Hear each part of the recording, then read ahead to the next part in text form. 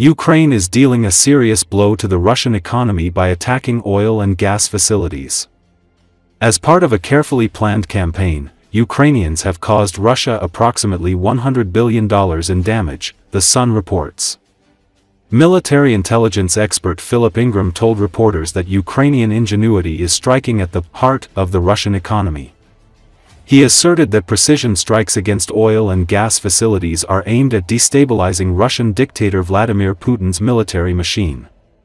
Long-range drones, flying 1,000 kilometers or more, are turning Russia's vast oil and gas empire into a chain of hellfire, the expert said. Ingram acknowledged that while this plan is a bold gamble, it is a brilliant move aimed at conveying the reality of war to Russians. However, the consequences for Russia go beyond the inconvenience to citizens' daily lives.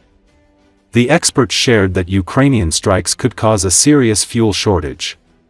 He is confident that this could put enormous pressure on the Kremlin's ability to continue the war against Ukraine. The publication noted that Russian energy exports accounted for 40% of the budget before the full-scale invasion of Ukraine.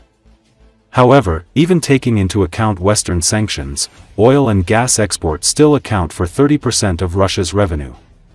Ukraine, by targeting Russian oil, is directly attacking the invasion's logistical lifeline. The goal is to cut funding for the war. Striking oil refineries is a direct blow to the Kremlin's revenue, Ingram explained. The expert believes that such operations were carried out with the help of Ukraine's allies.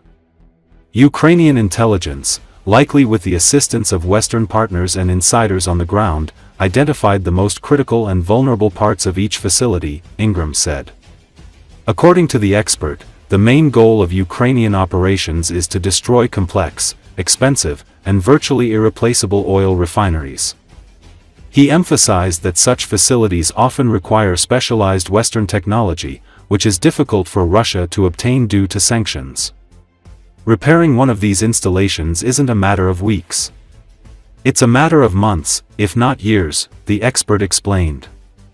Ingram stated that even a single attack by a cheap drone could cause billions of dollars in damage to Russia and cripple a facility that makes a huge contribution to Moscow's military efforts. This, he said, is the precise definition of asymmetric warfare. The expert doesn't rule out the possibility that serious economic problems could lead to destabilization in Russian society. He stated that Putin's greatest fear is a popular uprising. Ukraine's message is clear and audible in Moscow: we can hurt you, and this war will be costly to your economy and your people, Ingram emphasized.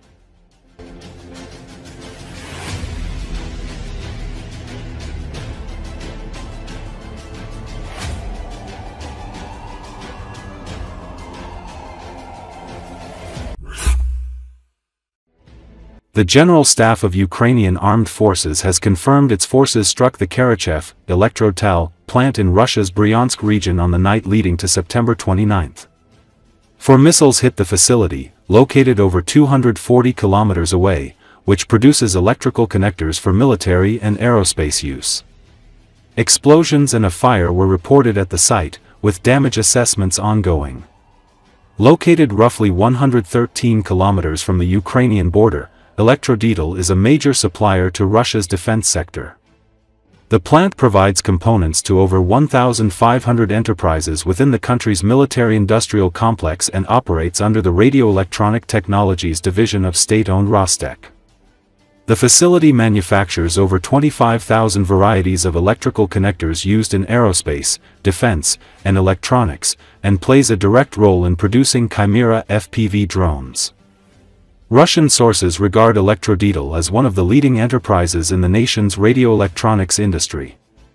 It is already under US and Ukrainian sanctions for its contribution to Moscow's war effort. Ukraine frequently targets military facilities inside Russia to weaken Moscow's combat capabilities. On September 28, Russian media reported that Ukrainian HIMARS strikes hit a power station near Belgorod, causing major outages. Belgorod Governor Vyacheslav Gladkov confirmed significant damage to energy infrastructure. That same day, Ukraine's military intelligence announced it had killed at least 4 Russian drone operators in occupied Melitopol, Zaporizhia region, when an explosion struck a guarded airfield base, destroying a Soviet-era UAZ-452 vehicle. Meanwhile, Russia's defense ministry claimed its forces shot down 230 drones, 6 guided bombs, and several HIMARS and Vampire rockets in the past 24 hours. At the same time, Ukraine endured one of the largest Russian attacks in recent months. Officials reported 595 drones and 48 missiles launched, killing at least 4 people, including a 12-year-old girl, and damaging homes, cars, and a cardiology institute in Kiev.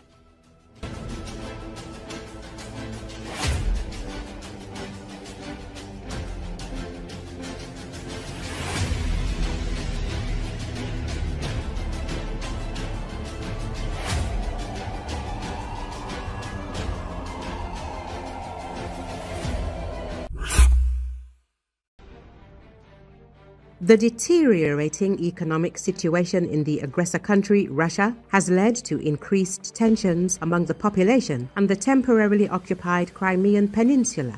Rifat Chubarov, chairman of the Majlis of the Crimean Tatar people, announced this on Espresso. According to him, even ardent Kremlin supporters are starting to show discontent. This is all because gasoline in Crimea is now sold with coupons. Prices are rising and utility bills have skyrocketed. Chubarov noted that many people have already started public pages and engaged in discussions about the deteriorating economic situation on the peninsula. Most of them are supporters of Putin and the Russian Federation, who have already begun to see a shift in their thinking. No, I'm not a huge optimist regarding the level of consciousness in Russian society, but when life becomes completely unbearable, it's possible and even likely that people will change their attitude toward the government, he said. The chairman of the Majlis noted that Russia is approaching a state in which internal social factors could become more active due to sanctions against the Russian Federation and, most importantly, the decisive response from the Ukrainian armed forces. Russia's invasion of Crimea on February the 20th, 2014, which coincided with the deadliest days of the Euromaidan revolution, marked the beginning of the most tragic events in Ukraine's modern history. Taking advantage of the havoc in Kyiv following the ousting of ex-President Viktor Yanukovych, Russia quickly seized military bases and government buildings in Crimea. In March 2014, Moscow staged a sham, internationally recognized referendum on joining Russia and illegally annexed the peninsula. Before the Russian occupation, most Crimeans were employed in trade, agriculture, manufacturing and services. Since 2014, exports from the peninsula have significantly decreased, and foreign companies exited the market due to sanctions, making Crimea largely dependent on the Russian federal budget. After the annexation, Russia began turning Crimea into its showcase window, building and repairing roads, schools, parks, public spaces, and other infrastructure.